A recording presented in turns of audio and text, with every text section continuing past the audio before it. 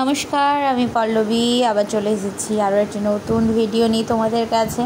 তো আগের দিন দেখিয়েছিলাম যে শ্বশুর বাড়িতে কী কী ফলের গাছ আছে। তো ড্রাগন ফ্রুট একটা তুলে নিয়ে এসেছি, ড্রাগন ফ্রুটটা পেকে গেছিলো।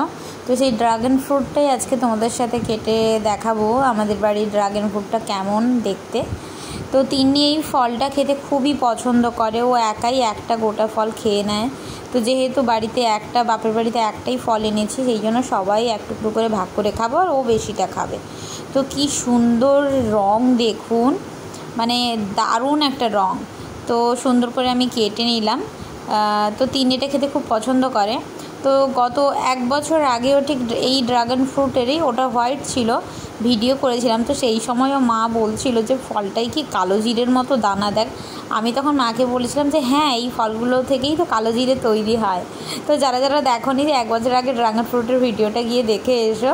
যাই হোক, মা এইটা নিয়েই হাসাহাসি হচ্ছিলো। তো তিন্নিমণি এখানটায় সেই সুযোগে ড্রাগন ফ্রুটগুলো খেয়ে শেষ করে নিয়েছিল। তো যাই হোক, এখনকার মতো টাটা, আবার দেখা হচ্ছে অন্য আর একটা ভিডিও নিয়ে। তো সবাই ভালো থেকো, সুস্থ থেকো।